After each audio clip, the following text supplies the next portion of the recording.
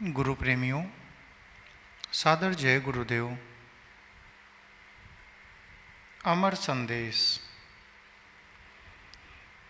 सतगुरु की अखंड वाणी, जीवन पथ की कहानी, जीवन सुधारक वाणी, जीवों की भवपार कहानी। गुरु की वाणी। शिव नेत्र आज भी मिलता है। शिव नेत्र प्राप्ति का गुरु मिलना चाहिए। सच्चा गुरु मिलने पर ईश्वर प्राप्ति सरल है। ईश्वर जीते जी मिलता है, इसी मनुष्य शरीर से। वर्ष 1 अंक 2 द्वितीय संस्करण, मई 1958। वार्षिक मूल्य 5 रुपया। 1 प्रति 50 पैसा। संपादक त्रिलोकीनाथ अग्रवाल, आजमगढ़। चेतावनी। अरे मन, किस पर भूला है? गुरु बिन कौन तेरा है? कुटुंब, परिवार, सुत, दारा, ये सब स्वार्थ के साथी हैं। ना कोई काम आएगा जिसे तू कहता मेरा है। अरे मन, किस पर भूला है? रखी है महल में दौलत, ये दौलत लाख की तेरी। ये बिस्तर खाक में तेरा, कभी जंगल में डेरा है। अरे मन, किस पर भूला है? जिन्हों घर झूमते हाथी, जिन्हों के लाख थे साथी, पता उनको नहीं चलता कहाँ सतगुरु जी रहते हैं। अरे मन, किस पर भूला है? गुरु सतगुरु बड़े ज्ञानी, उन्होंने गौर कर देखा, यह जग धोखे की टटिया है।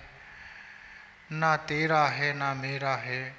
अरे मन, किस पर भूला है? चमक यह छोड़ दुनिया की, चाल यह छोड़ दुनिया की, वो रस को घोल कर पियो, भजो सतगुरु जी सब कोई। अरे मन, किस पर भूला है? गुरु बिन कौन तेरा है? अरे मन, किस पर भूला है? जय गुरुदेव। अमर संदेश। भ्रम का भूत। संपादकीय। संसार में बहुत कम ऐसे भाग्यशाली जीव हैं जो जीवन में कभी शारीरिक, मानसिक तथा हार्दिक रोग का निशाना न बने हों, परंतु अधिकतर तो ऐसे जीव हैं जो किसी न किसी रोग के रोगी अवश्य होते हैं। देव कृपा से जो शारीरिक रोग से मुक्त हैं, उन्हें भ्रम, शंका और संशय रूपी रोग पकड़े हुए हैं। शारीरिक रोग का रोगी तो डॉक्टर, हकीम और वैद्यों से दवा लेकर रोग से मुक्त हो जाता है, परंतु भ्रम और संशय का रोगी तो तर्क वितर्क में भाई भाई पर एड़ियां रगड़ रगड़ कर भी पागल कुत्ते की तरह चिल्लाकर इधर उधर बेहोशी में दौड़कर मर जाता है। इन असाध्य रोगों की दवा साधारण डॉक्टर और वैद्यों के पास मिलना भी असंभव है, और इन रोगों का रोगी आसानी से अपनी दवा भी कराना नहीं चाहता। ईश्वर न करे कि भ्रम रूपी भूत किसी पर सवार हो, या शंका और संशय रूपी डाइन किसी को पकड़े, क्योंकि इन दुष्टों से मनुष्य को छुटकारा पाना असंभव हो जाता है। इन रोगों की दवा केवल अनुभवी, विवेकी व्यक्तियों के पास मिल सकती है, या उन संत महात्माओं के पास जिनको योग और ज्ञान के द्वारा प्रत्येक जीव के उत्पत्ति, उसके भिन्न भिन्न योनियों में भ्रमण करने के स्थान तथा उनके कुकर्मों सुकर्मों का पता रहता है, जो अपने दिव्य दृष्टि द्वारा जीवों के प्रत्येक प्रत्यक्ष और गुप्त कार्यों को देखते रहते हैं। परंतु दुख तो इस बात का है कि ऐसे रोगी उन डॉक्टरों के पास जाते ही नहीं जहां उनके रोगों की अचूक औषधि मिलती है। वो तो अपने ही सरीखे भ्रमग्रस्त अज्ञानी व्यक्तियों के पास जाते हैं और तर्क द्वारा रोग की दवा कराना चाहते हैं। यद्यपि वो जानते हैं कि डालडा से बने मिष्ठान बेचने वाले दुकान पर शुद्ध घी की बनी मिठाइयाँ नहीं मिल सकती, ऐसे रोगी भारतवर्ष में अधिक पाए जाते हैं। हाँ, 10-5 ऐसे भी भाग्यवान रोगी हैं जो इन रोगों से मुक्त हुए किसी रोगी के अनुभव से लाभ उठाकर संत महात्माओं के दरबार में पहुंच जाते हैं और निष्कपट होकर अपने भ्रम और संशय रूपी रोग का इतिहास बतलाकर उनसे दवा मांगते हैं। ऐसे रोगी उन महात्माओं के नेत्रों से निकले हुए तेज रूपी मेहर की किरणें मर्सी रेज को अपने मन में प्रवेश कराकर अथवा सत्संग रूपी मिक्सचर को पीकर थोड़े ही समय में निरोग और स्वस्थ हो जाते हैं, क्योंकि भ्रम और संशय रूपी दवा न वैद्य शास्त्रों में मिल सकती है, ना ही जंगलों या झाड़ियों में। इसकी दवा तो उन्हीं के पास है जिसके द्वारा वह सब गुप्त रोगों को मिनटों में देख लेते हैं और उपदेश रूपी संजीवनी पिलाकर सदा के लिए अमर कर देते हैं। मान लीजिए कि किसी को इस बात का भ्रम हो गया कि किसी ने उसके खाने में जहर मिला दिया है, तो उसका भ्रम यह कहने से तो मिटेगा कि नहीं, कि ऐसा होना संभव नहीं, तुम्हारा कोई दुश्मन नहीं जो ऐसा करे। तर्क करने से भी उसका संशय नहीं मिटेगा, उसका भ्रम तो तभी जाएगा, संशय तभी मिटेगा जब कोई होशियार डॉक्टर उस भोजन का विश्लेषण करके उसे दिखला दे या किसी व्यक्ति को खिलाकर उसे दिखा दे, या दोनों उपाय कोई साधारण डॉक्टर नहीं कर सकता। यह तो वही कर सकता है जिसे ठीक ठाक विश्लेषण करने का ढंग मालूम हो या इस बात का पूर्ण विश्वास हो कि उस व्यक्ति को मरने से बचा लेगा जिसे परीक्षा के लिए भोजन खिलाया जाए। क्योंकि यदि भोजन में सचमुच जहर मिला हो तो उसे खाने वाला व्यक्ति अवश्य मर जाएगा। महात्माओं के पास विश्लेषण करने वाली मशीन भी होती है और सत्संग रूपी जड़ी भी, जिसे पिलाकर वो रोगी को निरोगी कर देते हैं। मुझे एक ऐसी सच्ची घटना की जानकारी है जिसे जानकर आप आश्चर्य करेंगे। इसी प्रदेश के एक बड़े शहर में एक होम सर्जन रहते थे और एक सचिव। दोनों में बड़ी मित्रता थी, किंतु एक दिन अनबन हो गई। दोनों एक दूसरे से बदला लेने का मौका ढूंढ रहे थे। एक पार्टी में दोनों की भेंट हुई। डॉक्टर ने अच्छा मौका देखा और सचिव के पास जाकर कहा, भाई, तुम्हें कौन सा रोग हो गया है? तुम्हारी सूरत में इतना परिवर्तन कैसे हो गया? अरे भाई, मुझसे तुमसे किसी बात पर अनबन हो गई तो इसका यह मतलब नहीं कि तुम बीमार पड़ जाओ और मुझे सूचना तक ना दो। सचिव को भ्रम हो गया कि हो ना हो मुझे कोई रोग अवश्य है, नहीं तो इतनी सहानुभूति प्रदर्शित कर और डॉक्टर ऐसे रोग के बारे में क्यों कहता। यह भ्रम उसके मस्तिष्क में ऐसा घर कर गया कि वह धीरे धीरे चिंता के कारण चारपाई पर पड़ गया। दूसरे डॉक्टर या वैद्य या मित्रगण समझाते कि उसे कोई रोग नहीं है, तो भी वह समझता कि सूक्ष्म रोग को चतुर और अनुभवी डॉक्टर ही बता सकता है। ये लोग समझ नहीं पा रहे हैं। परिणाम इस भ्रम का यह हुआ कि वो कुछ समय तक इसी प्रकार रोगी बना, इस आसार संसार से एक दिन विदा हो गया। भ्रम इतना घोर अनर्थ कर सकता है।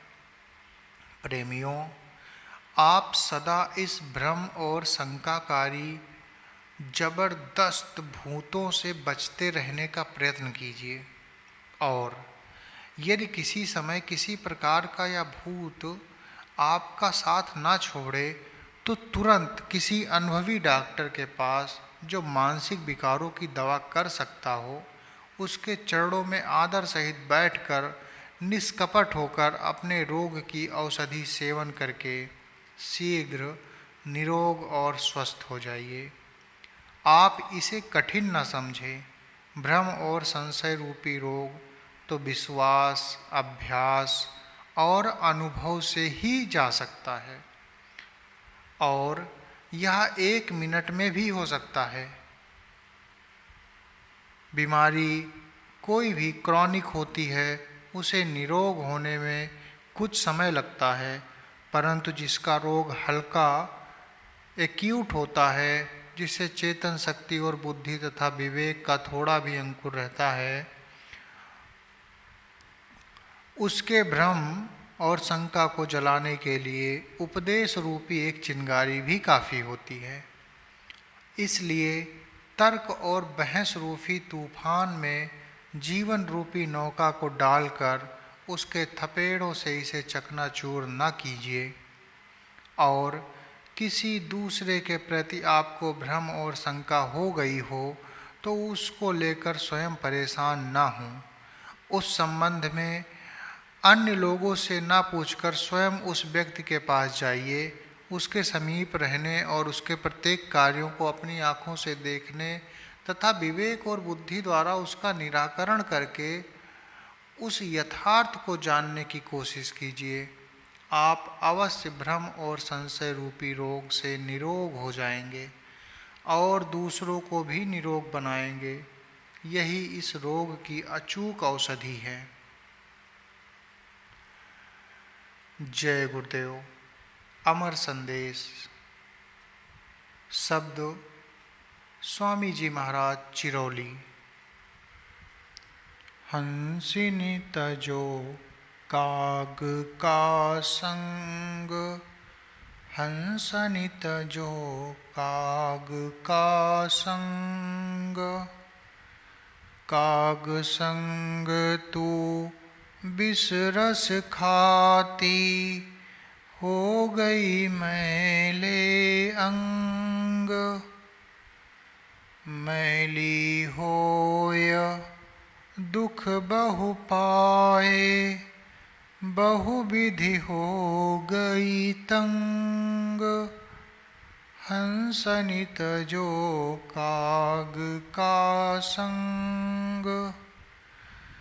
सतगुरु संत हुए उपकारी, करे उनका सत्संग, सत्संग कर तू निर्मल होगी, चढ़े प्रेम का रंग, चटक रंग जब सतगुरु रंग दे, भरम हो जाए भंग, भरम नाश जग आशा छूटे, नहाए गगन में गंग, गंग नहाय निर्मल तन होगी, मिले नाम का ढंग,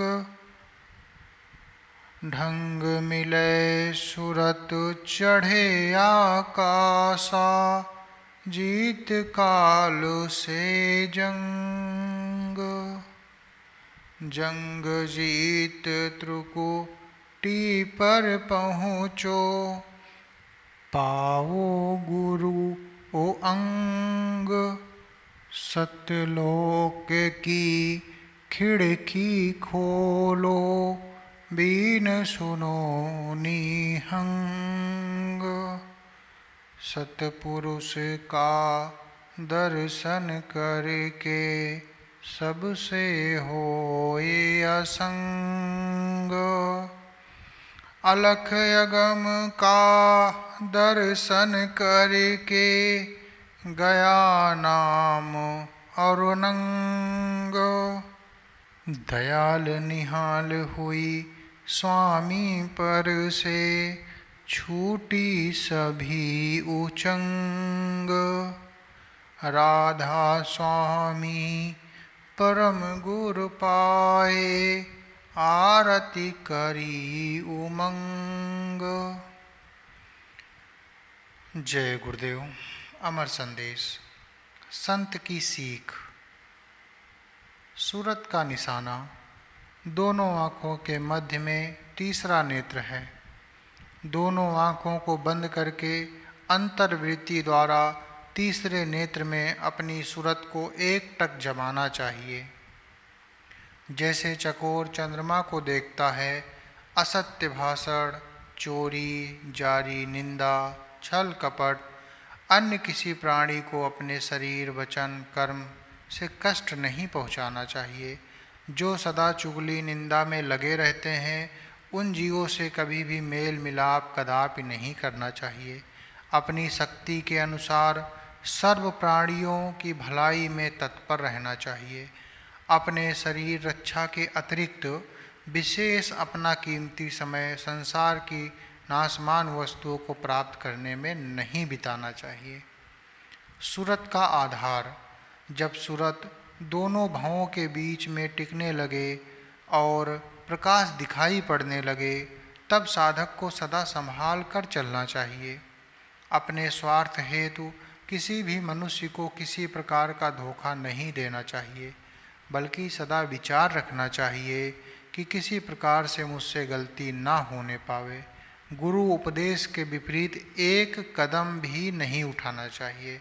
साधक को अपनी प्रतिष्ठा कराने का लव मात्र भाव अपने अंतर में नहीं रखना चाहिए, नहीं तो जो प्रकाश गुरु की कृपा से पाया उसके ऊपर पर्दा पड़ जाएगा और साधक फिर सत्यता से दूर होकर गुमराही के मार्ग पर चला जाएगा। जब सूरत अंतर्गत प्रकाश में पहुंचकर टिकने लगे और चरणों की झलक सामने खड़ी होने लगे, तब साधक को अपना मन इंद्रिय संभाल कर रखना चाहिए। प्रकाश के प्रकट होते ही वासनाओं का वेग जारी हो जाता है। प्रकाश प्रकट होने के पूर्व वासनाएं साधक की सोई रहती हैं। जब प्रकट होने लगे कि वासनाएं जागने लगती हैं, तो साधक के मन इंद्रिय को खराब करती हैं, ताकि सूरत अपना आधार न पावे और अंधकार में रहकर सूरत प्रकाश से गुमराह रहे। सूरत सुख उपाव। जब से सूरत आँखों के पीछे अंधेरे में बैठी है, तब से मन इंद्रियों का राज हो रहा है। मन और इंद्रिय निशंक इस पिंड, शरीर और मृत्युलोक में राज करते हैं। इसी का खास कारण है कि किसी को वास्तविक शांति प्राप्ति नहीं होती। फंसे हुए जीवों को समझाया जाता है कि यदि सच्ची और अस्थायी शांति प्राप्त करना है तो मन इंद्रिय का सुख जो क्षणिक है उसको त्याग कर सूरत का जो सुख तुम में छुपा है उसको गुरु के द्वारा पाने की पूरी कोशिश करो। जय गुरुदेव। अमर संदेश। सच्चे और ढोंगी गुरु चेले की परिभाषा। सत्संग स्वामी जी महाराज संत तुलसीदास जी, तारीख 24 अप्रैल 1958, रात्रि 8:30 बजे, पांडे बाजार, आजमगढ़।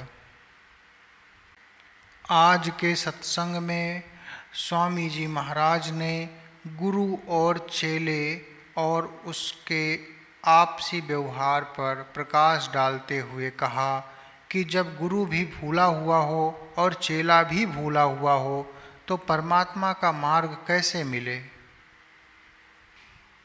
लोग कहते हैं कि बहुत तलाश करने पर भी परमात्मा का मार्ग नहीं मिलता, तो जिन्होंने वह मार्ग देखा ही नहीं, जो परमात्मा से मिलने की राह जानते ही नहीं और ना उस राह को कभी तय किया, वह दुनिया को उपदेश करे, तो दुनिया के प्राणी को उसके बताए हुए मार्ग पर चलकर परमात्मा का मिलना नामुमकिन है। वही पुरुष जीवों को परमात्मा तक पहुंचा सकते हैं जिन्होंने उसको देखा हो, जिन्होंने उसको पाया हो। ऐसे पुरुष की तलाश दुनिया में करो। तलाश करने वाले को भी ऐसी विवेक और बुद्धि हो जो उनकी बातों पर मनन कर सके।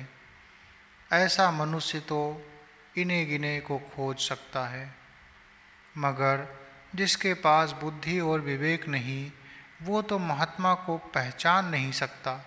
अगर महात्मा खुद अपनी पहचान न कराए तो भूले हुए जीव उनको नहीं पहचान सकते। बुद्धिहीन होने के कारण वे सच्चे और झूठे की पहचान नहीं कर सकते। उनके पास कोई कसौटी नहीं। विवेक और बुद्धि वाले के पास तो कसौटी होती है, और महात्मा वह कसौटी ऐसे मनुष्यों को देकर पहचानवा देते हैं। जब जब दुनिया में आए और दुनिया की यात्रा करते रहे, उसका मूल परिणाम यह रहा कि ना वो गुरु परमात्मा की राह समझे, ना दूसरे को समझा सके। अगर वो खुद समझे होते तो हमें भी समझा सकते और हम ज्योति पा जाते, मगर दोनों भूल में रहे। समझाने वाले और समझने वाले जिन लोगों ने दुनिया में भ्रमण किया और उनके आँख कान खुले थे, उन्होंने थोड़े से लोगों को जन्मा दिया, क्योंकि जहाँ सत्यता होती है वहाँ वह मनुष्य खुद ही परवाने की तरह तलाश कर लेता है। जब महापुरुष दीपक होकर आते हैं, उस पर संसारी मनुष्य परवाने की तरह जलने लगते हैं। जब महात्मा ने मीठी बोली सुनाई, वो परवाने की तरह उस पर आशिक हो जाते हैं और संसार की किसी चीज़ का ध्यान न रखकर उस पर जल जाते हैं। जल की तारीफ तो जल पीने वाला जानता है। सर्दी लगा हुआ मनुष्य सूरज की गर्मी को पहचान सकता है।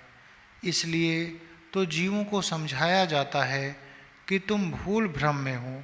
अगर तुम महात्मा की तलाश में जाते हो तो सबके पास जाओ, ताकि इस भूल भ्रम में किसी सच्चे को भी पा जाओ। ऐसा ना करने से दोनों गुरु और चेला ही भूल भ्रम में पड़े रह जाएंगे, और शरीर छूटने पर दोनों में किसी का पता नहीं चलेगा। जिनका नाम परमात्मा के नाम से जुट गया, वही अजर अमर हो गया। नाम पाकर जिस किसी को फिर किसी योनि में जन्म न लेना पड़े, वही अमर है। इसलिए कि तुम्हें जन्मना मरना न पड़े, ऐसे महात्मा की तलाश करो जो उस नाम को बतला सके, जिससे जुटने पर जन्म मरण के चक्कर से सदा के लिए छूट जाए। महात्मा ना मिलने से धार्मिक पुस्तकों का आधार लेते हो और उसके विषय में पूछते हो, मगर ध्यान रहे कि जिस दर्जे का गुरु मिले उससे उसी क्लास की शिक्षा ली जाए। तीसरे दर्जे वाले गुरु से तीसरे दर्जे की शिक्षा, 10वें क्लास को पढ़ाने वाले गुरु से 10वें क्लास की शिक्षा, बीए क्लास के गुरु से बीए क्लास की शिक्षा ले लो। यदि और आगे की बात जाननी हो तो किसी वकील से राय ले लो, और तुम्हारा वकील वही महात्मा हो सकता है जो स्वयं अजर अमर हो गया हो। तब तुमको पता लगेगा कि किस में कितनी बुद्धि और कितना ज्ञान है। वह महात्मा ऐसा वकील है जो स्वयं नाम के साथ जुट गया है, और उसके पास पहुँचने पर महात्मा के असली रूप का पता चल जाएगा।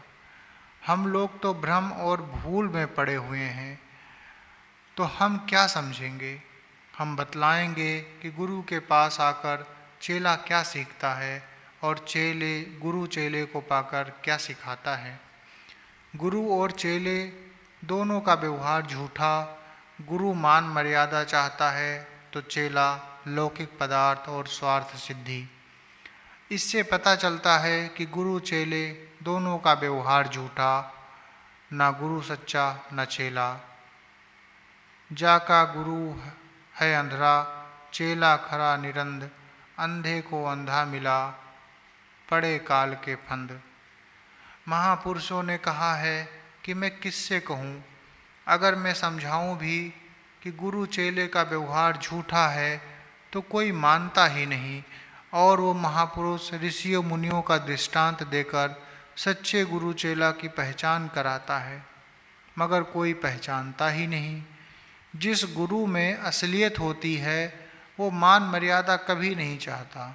वो कभी इस बात की इच्छा नहीं करता कि कोई उसका गुणानुवाद करे। निज गुण सुनत श्रवण सकुचाही, पर गुण सुनत बहुत हर्षाई। सम शीतल नहीं त्यागे नीति, सरल स्वभाव सबहि सन प्रीति। महापुरुष दूसरों की मान बढ़ाई को सुनकर गदगद हो जाते हैं। वो अपने को कभी इस लायक नहीं समझते हैं। वो तो सदा अपने को छोटा समझते हैं। महात्मा का हृदय जंगल में उगे हुए छुई मुई की लता के समान होता है, जो किसी के छूते ही अपने को एकदम समेट लेती है। वो अपना गुणानुवाद सुनते ही अपने हृदय को बंद कर लेते हैं। वो सोचते हैं कि मुझ में वो गुण नहीं, मैं तो मालिक का एक छोटा बंदा हूँ। परंतु दूसरे की प्रशंसा सुनकर उनका हृदय कमल के समान खिल जाता है। वो सदा किसी का गुणानुवाद करते हैं और उसके जरिए औरों को परमात्मा का ज्ञान कराते हैं। उनका व्यवहार सबके साथ समान होता है।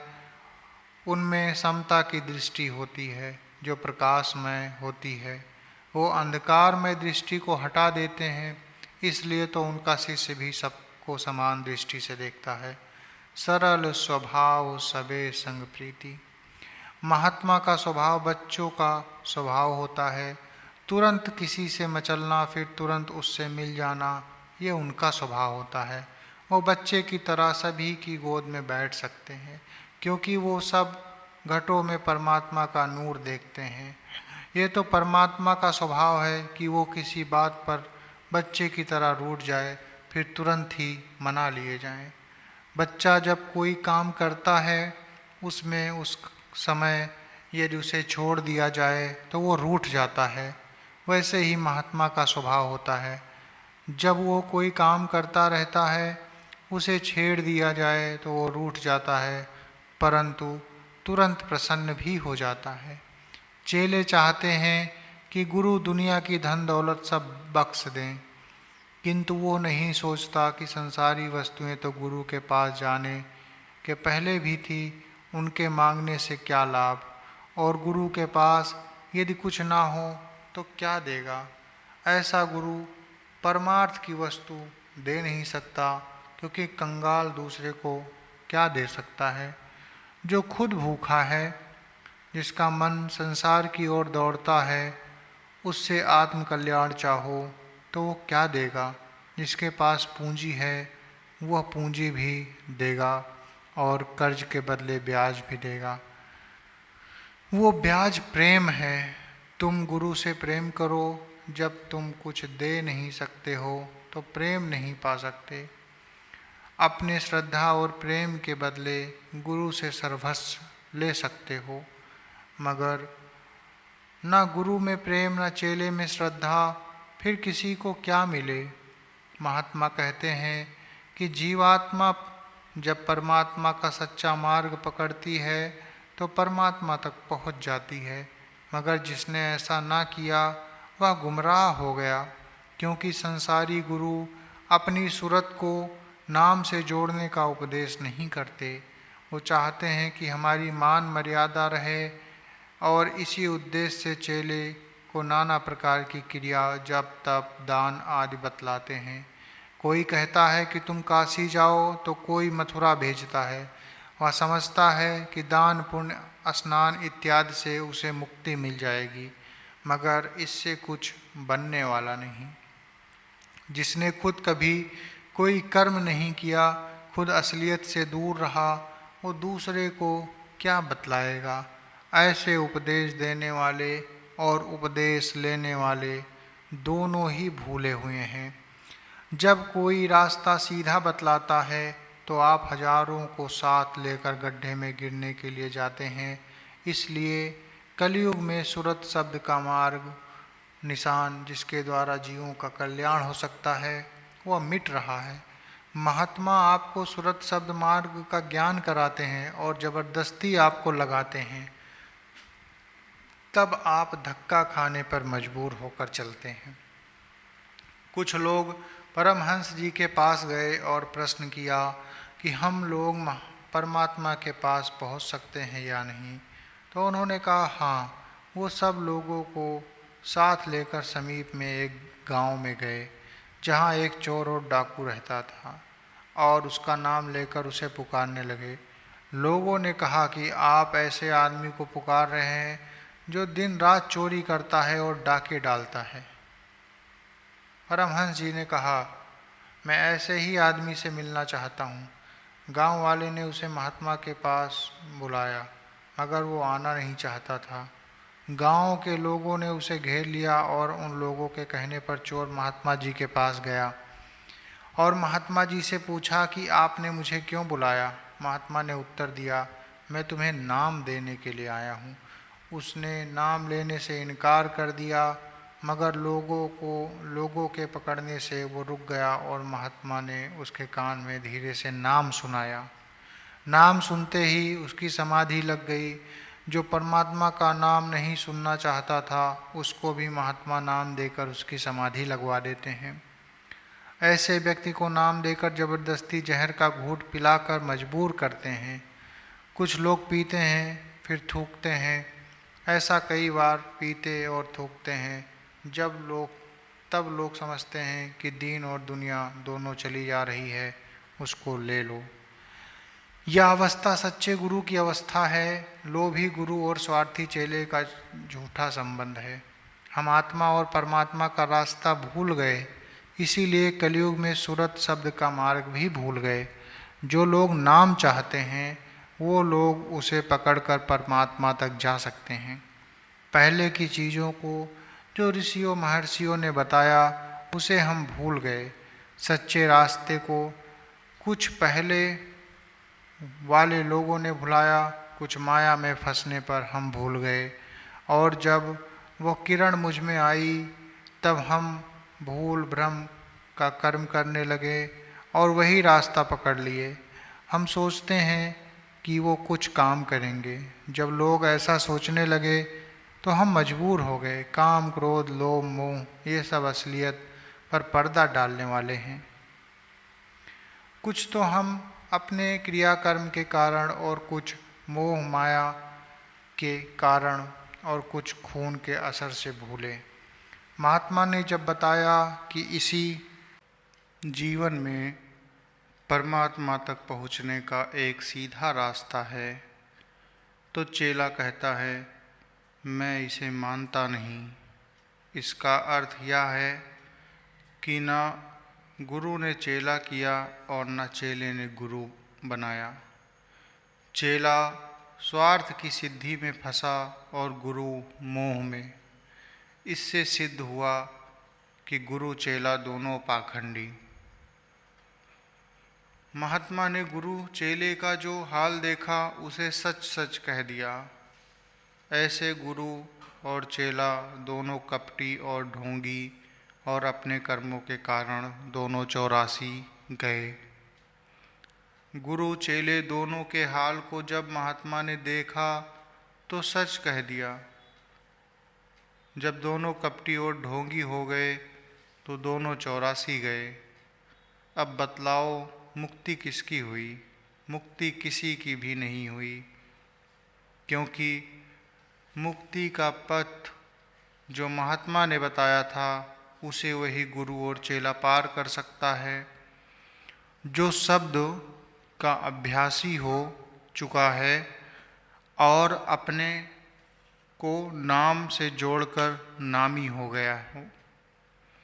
जब ऐसा गुरु मिल जाए तब मोक्ष और मुक्ति हो जाए। जो खुद आता है या जो महात्मा के मार्ग को जानकर शब्द अभ्यास करके मालिक के धाम पहुंच गया है, वह भी संदेश और उपदेश दे सकता है।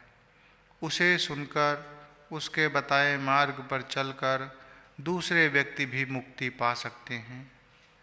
जिसकी सूरत नाम से जुट गई वही चेला सच्चा अनुरागी है।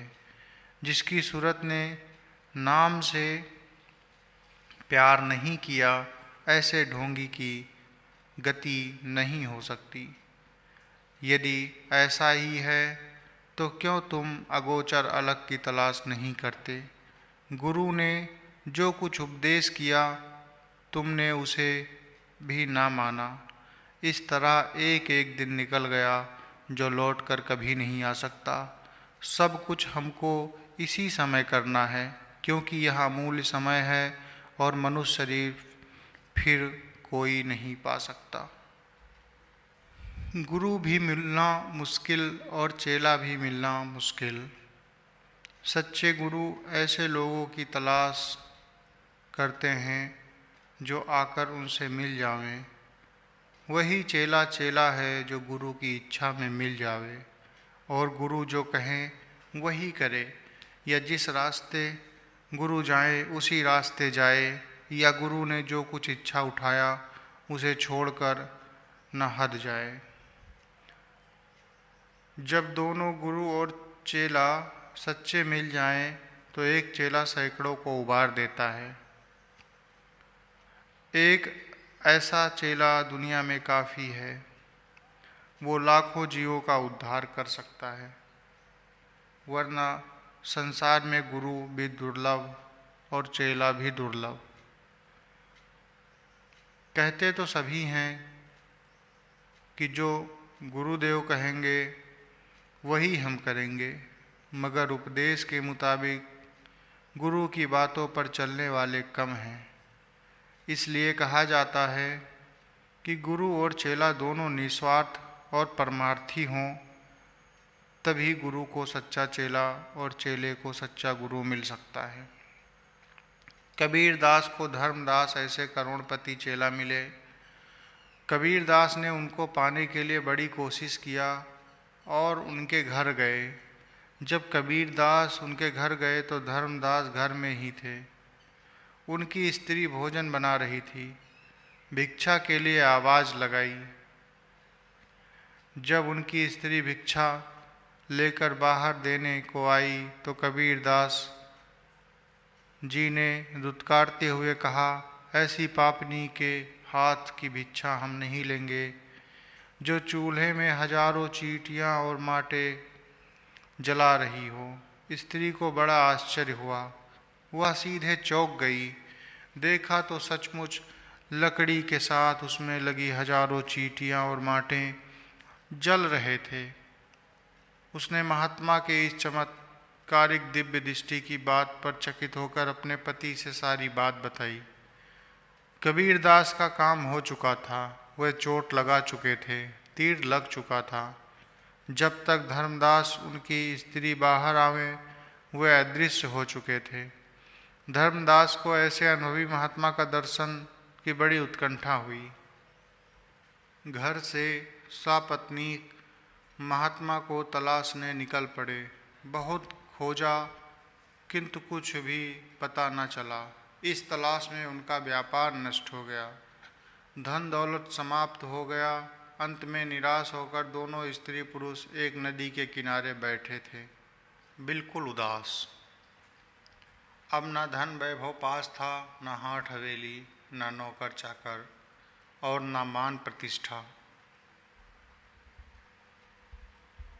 तो क्या देखते हैं कि नदी के उस पार वही महात्मा खड़े हैं। स्त्री ने बताया।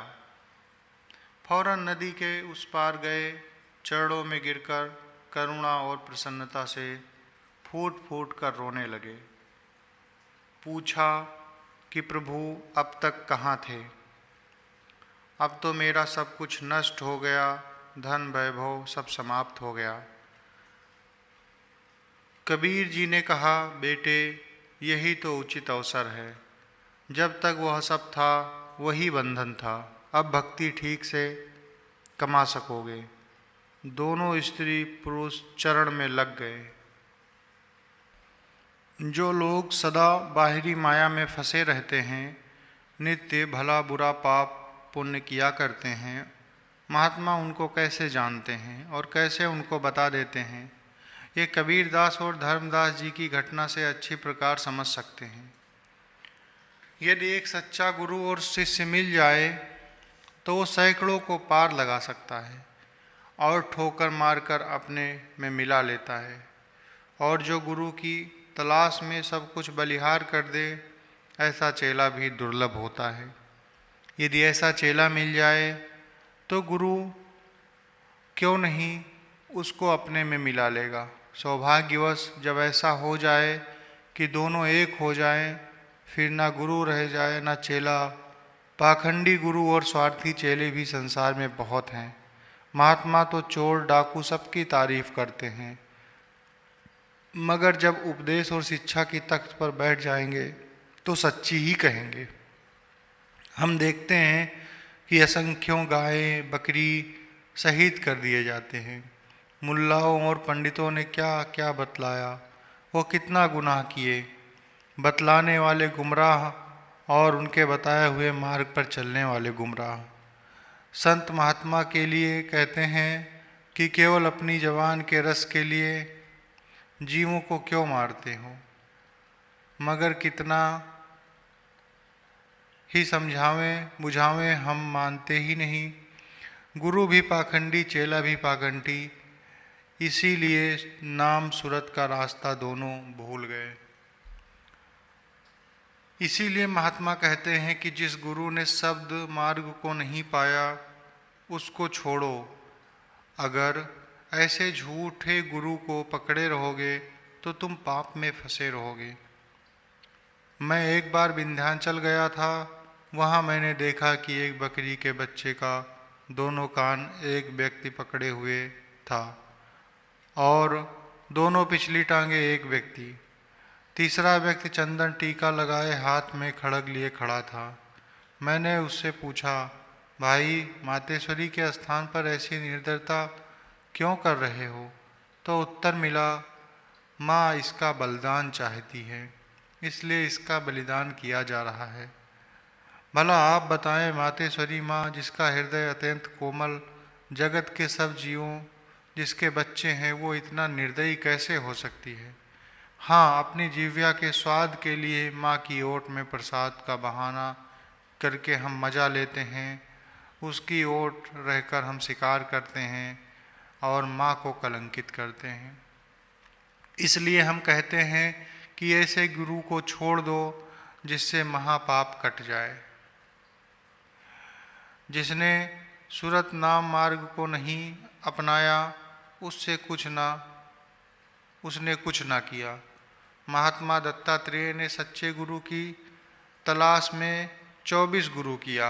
सेबरी को उसने उसके गुरु बतलाया था कि द्वापर में भगवान राम आएंगे, दर्शन उसे द्वापर में मिलेगा। उसने अपने गुरु के वचनों पर विश्वास किया। हृदय में भगवान के लिए तड़पन थी।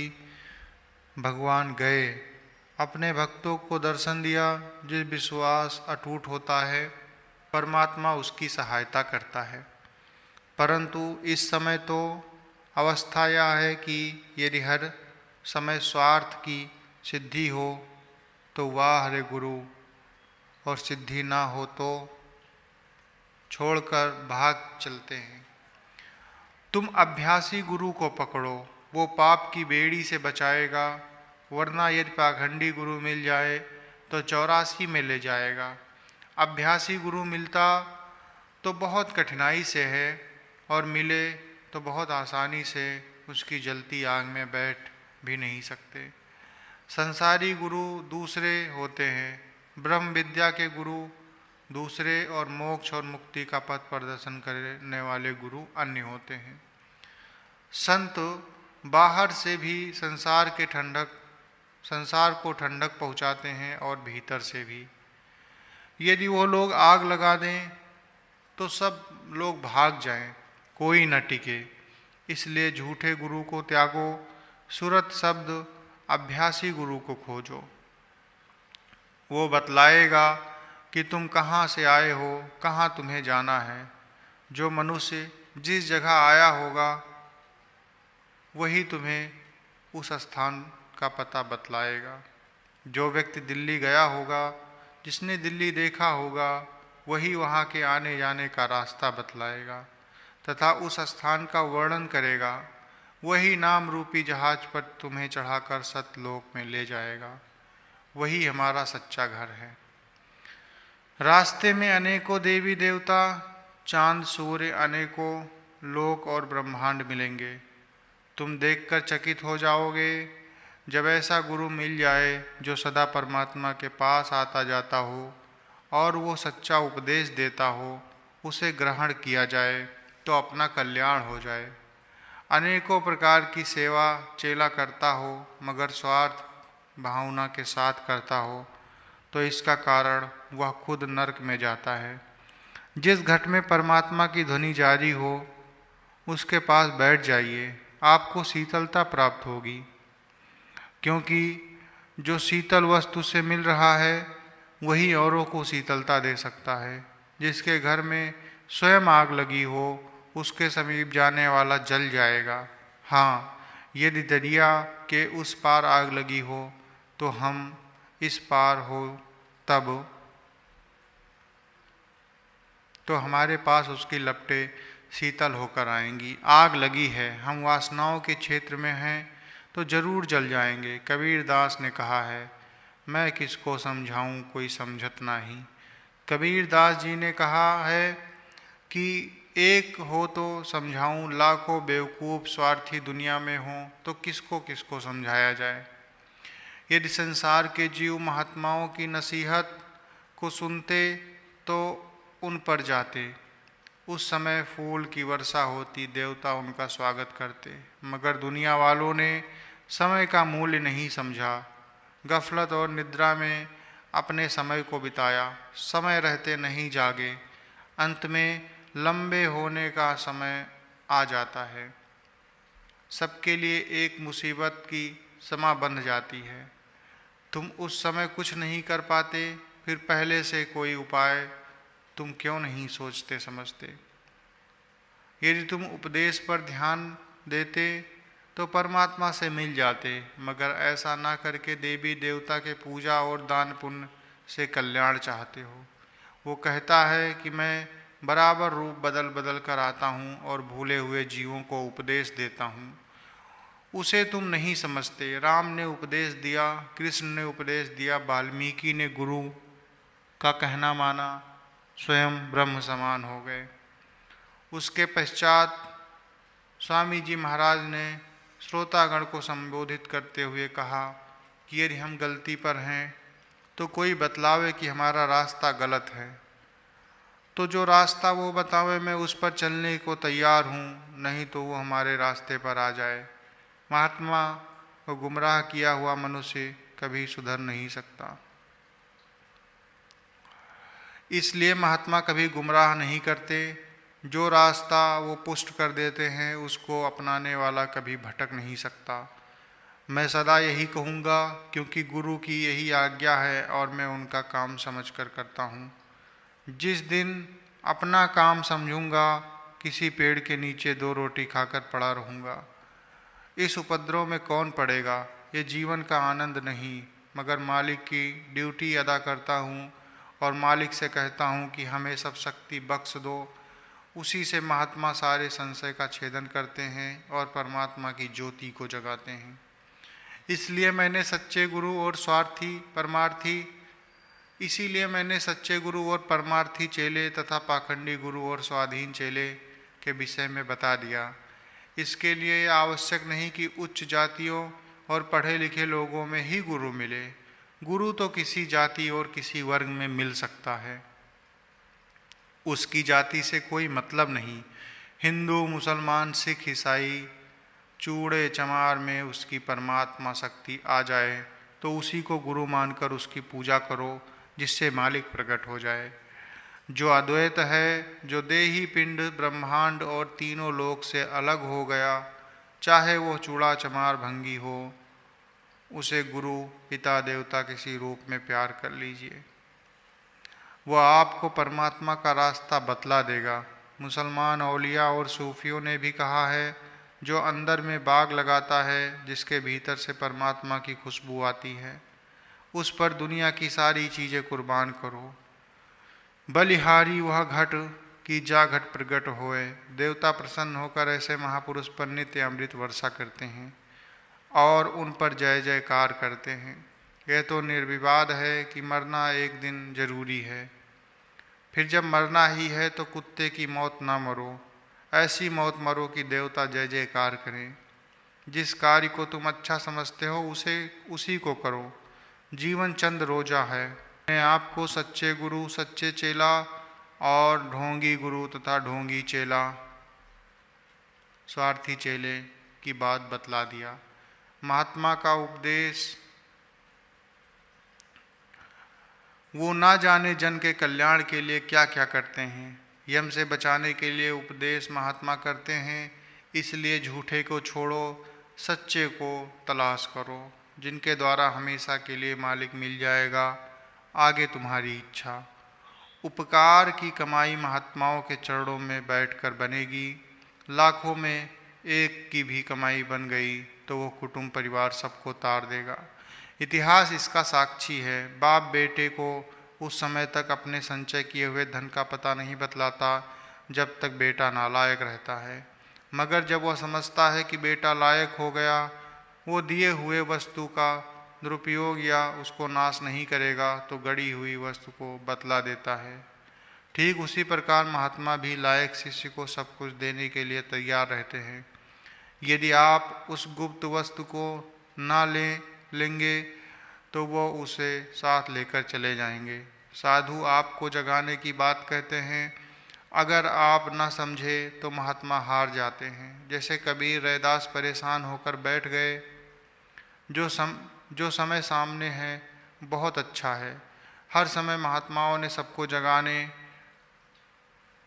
और जागने का मौका दिया। पहले तो उनको जो उनके पास जिज्ञासु रूप में आए महात्माओं ने मौका दिया, परंतु अब तो सबको अपनी आत्मोन्नति का मौका देते हैं। मगर वो समय निकला जा रहा। ऐसे अवसर से यदि आप लाभ ना उठाएं तो महात्मा को उससे दुख होता है। जब वो दुखी होकर संसार से नश्वर शरीर को छोड़कर चले जाते हैं, दुनिया और दुखी हो जाती है और उनके हृदय में वेदना का भाला चुभ जाता है, क्योंकि उनका हृदय कोमल होता है। वो जीव को दुखी देखकर दुखी होते हैं। जय गुरुदेव। अमर संदेश जीवन चरित्र स्वामी जी महाराज चिरौली, गत अंक से आगे। एक बार ऐसा हुआ कि गुरु स्वरूप बड़े भाई बहुत ही प्रसन्न थे। उन्होंने मौज में आकर आरती लेना मंजूर किया। संतों की आरती संतों की हर बात की भांति प्रचलित आरती से बिल्कुल भिन्न है। रात्रि में आरती प्रारंभ हुई और सभी सत्संगी आरती कर गए। सबसे पीछे स्वामी जी महाराज यानी कि दादा गुरु जी महाराज चिरौली वाले आए और उनके सामने सिर झुकाकर खड़े हो गए। गुरु स्वरूप बड़े भाई डांटते हुए बोले, अब तक कहाँ थे? हट जाओ, अब आरती नहीं ली जाएगी, मत्था टेक कर चले जाओ। वे अदब में भय से कांपने लगे और आज्ञा अनुसार मत्था टेक कर अपने कमरे में जाकर साधन में बैठ गए। इधर अन्य सत्संगी उन पर हंस रहे थे, किंतु 4 घंटे बाद जब कमरे से निकले तो माला माल थे। उनकी यह अवस्था या तो वे स्वयं समझ रहे थे या उनके सतगुरु जिन्होंने उन्हें माला माल किया। भक्त इसी प्रकार पाया करते हैं। ना कि हर समय अपने मन वाली कराने वाले प्रेमी। भक्त तो गुरु के एक एक जबान पर कुर्बान होने को तत्पर रहता है। स्वामी जी महाराज चिरौली वाले को कोई सत्संगी यह ना जान सका कि उनके पास इतनी बड़ी दौलत थी। गांव के लोग तो क्या, बगल के पड़ोसी भी यही समझता था कि पंडित जी हैं, कुछ पूजा पाठ करते हैं, अधिक वो कुछ नहीं जानता था। भक्त अपने प्रियतम के धन को इस प्रकार छिपा कर रखते हैं, यही संत मत की हिदायत भी है कि तुम्हारी कमाई को हवा भी न जान सके। महात्मा अपने प्रेमी को एकांत में समझाया करते हैं। जब सत्संगी अपने स्थान को चले जाते थे तो सतगुरु उन्हें बुलाकर समझाया करते थे कि मेरे रहते हुए अपना कार्य कर लो, नहीं तो पीछे पछताओगे। स्वामी जी महाराज चिरौली वाले ने आज्ञाओं का पूर्ण रूपेण पालन किया और उन्होंने सतगुरु का बल लेकर उनकी मौजूदगी में ही अपना काम पूरा कर लिया। गुरु स्वरूप बड़े भाई के निज धाम जाने के पश्चात कुछ लोगों ने स्वामी जी महाराज चिरौली से सत्संग करने के लिए बार बार प्रार्थना किया, किंतु वे बहुत ही गुप्त रहना चाहते थे। प्रेमियों की बहुत प्रार्थना करने पर स्वामी जी महाराज ने सत्संग करने की मौज किया। उनके बहुत गुप्त रहने के कारण ही अधिक लोग स्वामी जी महाराज चिरौली की ओर नहीं खिंच सके, क्योंकि अधिकतर वे अपनी मौज और मस्ती में ही रहा करते थे, अपने को बहुत छिपाते थे। एक बार पंजाब के दो आदमी स्वामी जी महाराज चिरौली वाले के दर्शन करने के लिए आए। जब वह रास्ते में ही थे, अलीगढ़ ही थे, जहाँ से चिरौली 14-15 मील है, स्वामी जी ने माता जी अपनी स्त्री से कहा, जो दादा गुरु माता हैं, उनसे कहा, मेरा वह पुराना गुदड़ी वाला कोट लाओ जो गगरी में रखा है। वह कपड़े अक्सर गगरी में ही रखते थे और उसे पहनकर अपनी प्यारी गाय के लिए घास लाने चले गए। वे अपनी गाय की सब सेवा स्वयं करते थे। जब वह आदमी आए और स्वामी जी के लड़के उन्हें उनके पास ले गए तो उन्हें स्वामी जी को इस अवस्था में देख बड़ा अभाव आया। वह सोचने लगे कि कहाँ आ गए और दूर से ही प्रणाम करके उल्टे पांव वापस चल गए। उनका बड़ा अभाग था।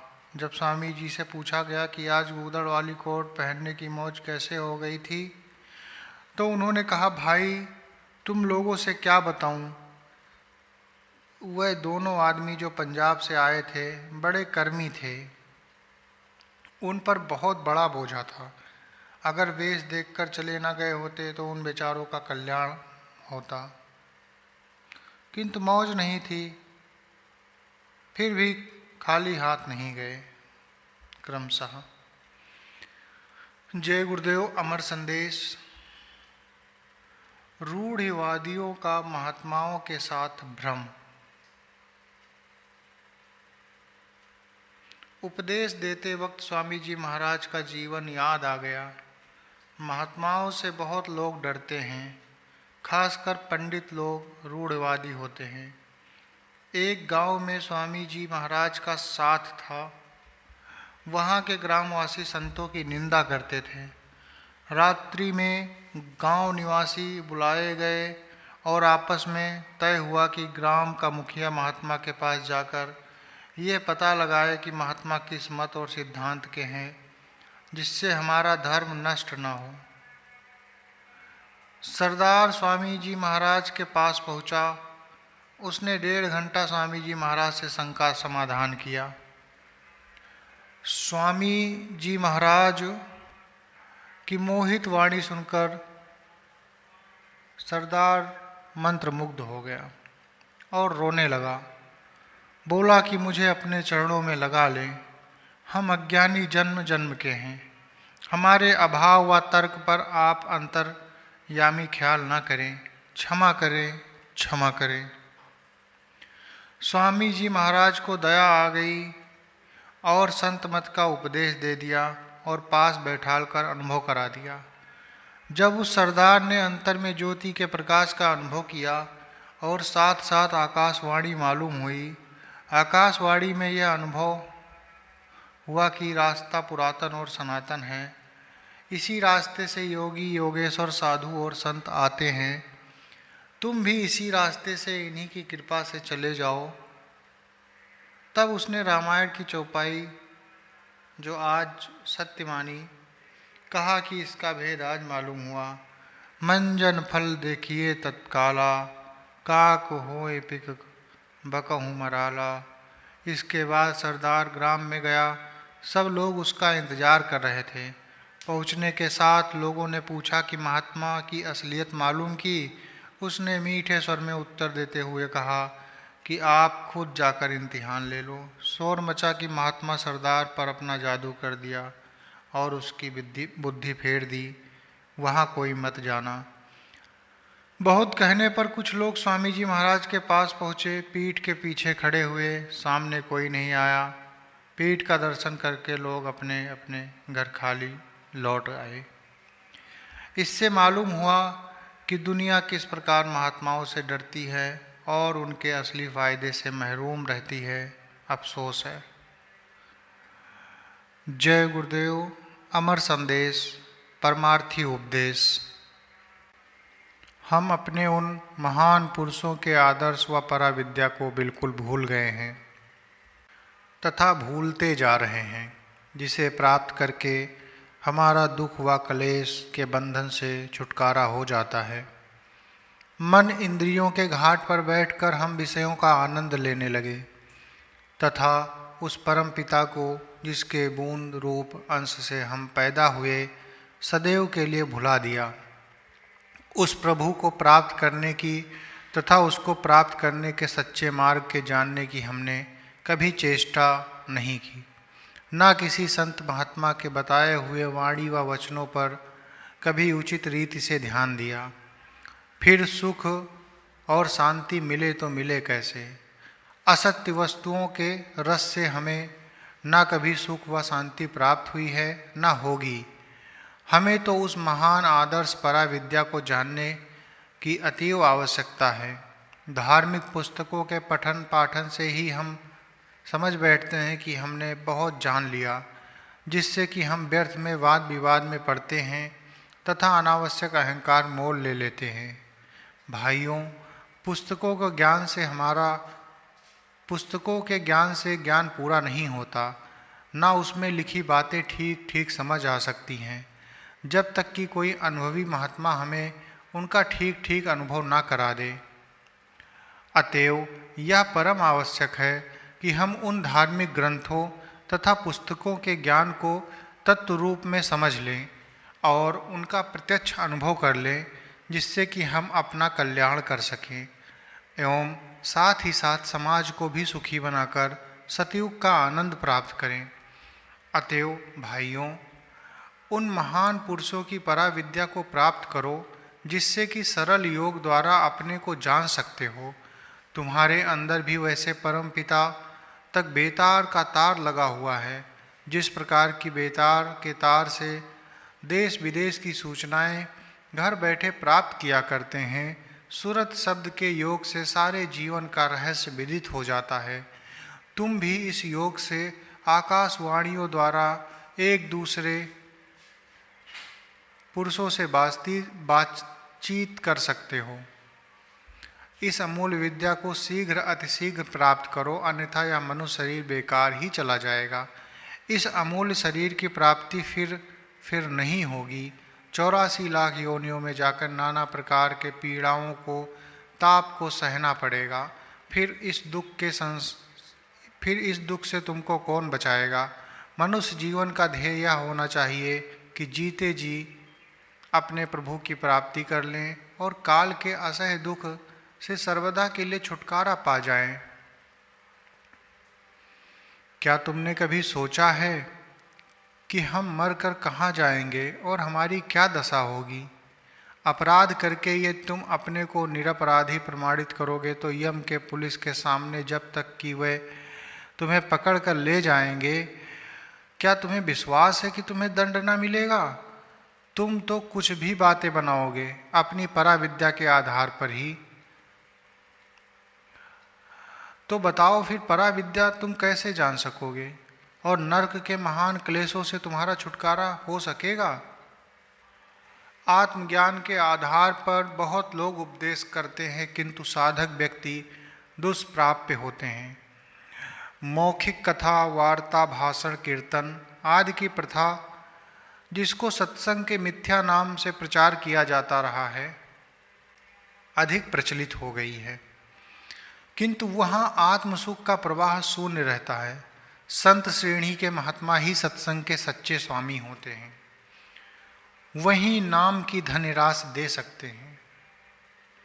उनके नेत्रों में, उनके दर्शन में तथा उनके रोम रोम अक्षर अक्षर में प्रभाव होता है। वो हर एक को बैठा कर थोड़ा बहुत प्रत्यक्ष अनुभव करा सकते हैं। जिसने अपनी आत्मा का अनुभव नहीं किया, पिंड और अंड को नहीं छोड़ा, मन इंद्रियों के बंधन से मुक्त नहीं हुआ, वो तो लोगों को पुस्तकों से ही उपदेश दे सकता है तथा मौखिक सांत्वना दे सकता है। तो फिर परिणाम क्या हुआ? सोए हुए को सोया हुआ कैसे जगा सकता है? यदि चेतन शक्ति से संबंध किया होता तो चेतन शक्ति से अस्थाई संबंध जुट सकता था। यह सब देखते हुए भी मेरे हृदय में प्रेरणा हुई कि स्वामी जी महाराज के स्थूल शरीर गुप्त रहने के पश्चात जो सत्संग, जिसे वास्तव में यथार्थ सत्संग कहा जा सकता है, भूल तथा भ्रम में पड़े हुए भाइयों के समक्ष रखूं। मैंने तो स्वामी जी के चरणों में रहकर एक मादक की भांति छक छक कर आसव पान किया है। वो मादकता मुझ पर ऐसी चढ़ी हुई है जो उतारे नहीं उतर सकती। मैं समाज के भेदभाव को भुलाकर अपने प्याले को हाथ से आगे बढ़ाकर अपने संगी जनों के मुख से लगा देना चाहता हूँ कि वे भी पान कर लें इस रस को और चखें, देखें कि कैसे मादकता है। मेरी हार्दिक इच्छा थी कि सत्संग के इन अमूल्य वचनों को एकत्रित कर उन्हें प्रकाशित करूं, जिससे कि सत्य की खोजी प्रेमी जनों को महान पुरुषों की महिमा वो वाणियों का यथार्थ तत्व भली भांति समझ आ जावे। सत्संग को केवल सुन लेने का विषय नहीं होता, इसे समझें और अपने जीवन में उसकी प्रत्यक्ष प्राप्ति करें। एक प्रेमी बहन की जिज्ञासा। घर घर में सतगुरु नाम की धुन होनी चाहिए। उन भव पार लगाने वाले का गुण होना चाहिए। अंतर में ज्योति जगाए जो नभ में सूरत चढ़ाए, उन ज्योति जगाने वाले पर मन होना चाहिए। जो शब्द का राग सुनाए, अंतर में प्रेम बढ़ाए, उन शब्द सुनाने वाले पर मन होना चाहिए। तन मन से शरणागति हो, शुभ अशुभ समर्पण करके उन नाम बताने वाले पर मन होना चाहिए। वो यम से हमें छुड़ाए, चरणों में हमें लगाए, उन चरण गहाने वाले का गुण होना चाहिए। निज शरण में लेकर सतगुरु भव पार लगाए सतगुरु, उन भव पार लगाने वाले का गुण होना चाहिए। प्रेमियों, चूँकि ये पत्रिका द्वितीय संस्करण की है, हालांकि इसका जो कंटेंट है वो मई 1958 का ही है, लेकिन द्वितीय संस्करण में हम इसको 2013 से ये दोबारा शुरू हुई है। तो जो भी वाक्य है, जो भी शब्द लिखे हैं, वो 1958 के एज इट इज लिख दिए गए हैं, और लास्ट में कुछ शब्द 2013 के समय फ्रेम के साथ लिखे गए हैं। तो श्रद्धांजलि। शाकाहारी सदाचारी बाल संघ साप्ताहिक पत्रिका के संपादक मनोज कुमार श्रीवास्तव का देहावसान 27 फरवरी 2013 को 9:30 बजे हो गया। उनका अंतिम संस्कार जय गुरुदेव मथुरा आश्रम के दिनांक 28 फरवरी 2013 को संपन्न हुआ। इस अवसर पर बड़ी संख्या में सत्संगियों ने भाग लिया, उन्हें श्रद्धांजलि अर्पित किया व उनकी आत्मा की संभाल के लिए परम पूज्य स्वामी जी महाराज से फरियाद किया। जय गुरुदेव।